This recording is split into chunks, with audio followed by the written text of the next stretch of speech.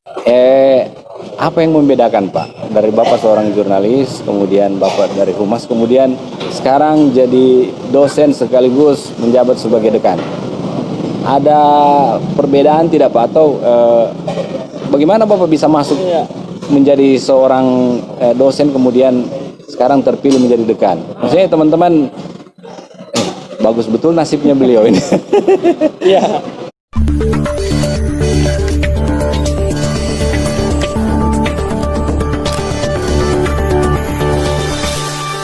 Audio Jungle.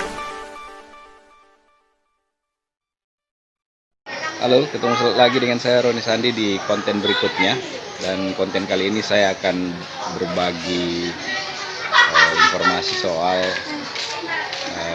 bagaimana cara membuat podcast dengan biaya murah. Biaya di bawah 1 juta. Nah,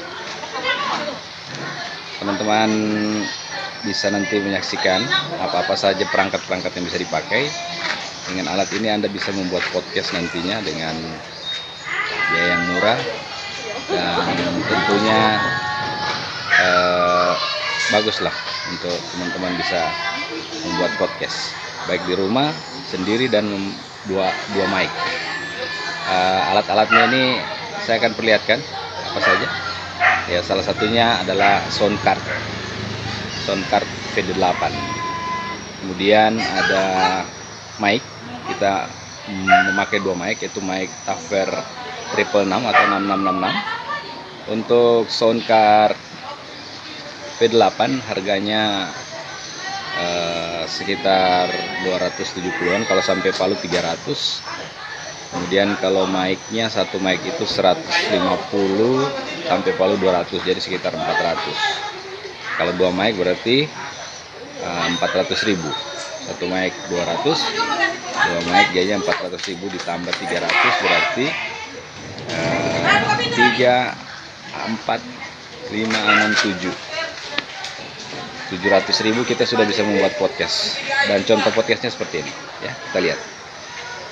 Apakah Andri juga seorang muda yang terjun ke politik ini juga motivasinya hanya ingin mengikuti teman-teman itu, atau ada motivasi yang kuat sehingga walaupun saya seorang muda tapi saya mampu menunjukkan bahwa saya mampu?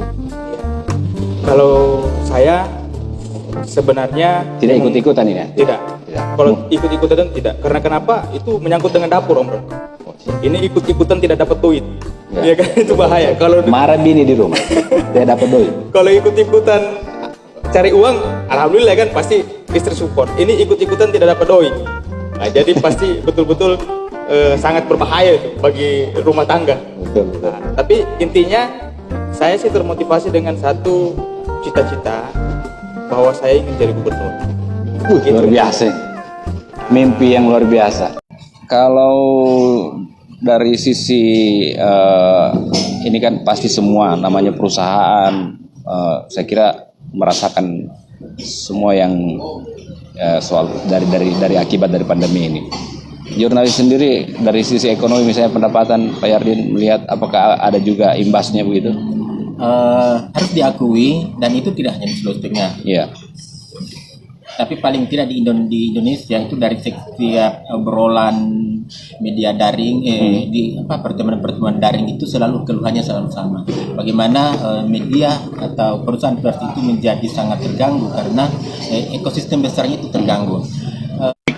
Gempa saat itu juga jadi pengalaman yang mungkin nanti jadi cerita untuk generasi-generasi kita berikutnya. Kita sementara liputan terus dihantam bencana yang mengakibatkan gelombang tsunami. Kita saat itu harus menyelamatkan dia, bingung antara kewajiban tugas jurnalis.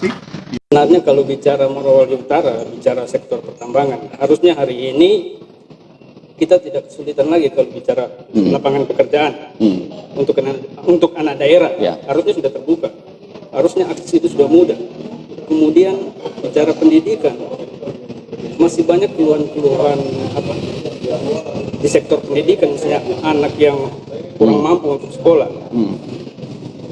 masih susah. Kecilkan masyarakat itu hanya sebagai mereka yang menikmati. Masyarakat juga punya pandangan, mereka juga punya pendapat tentang bagaimana daerahnya sendiri, bagaimana mereka bisa membangun tanahnya sendiri begitu. Jadi memang harus ada timbal balik, harus ada keseimbangan. Kita jangan terlalu banyak ke pro yang bukan dari rakyat.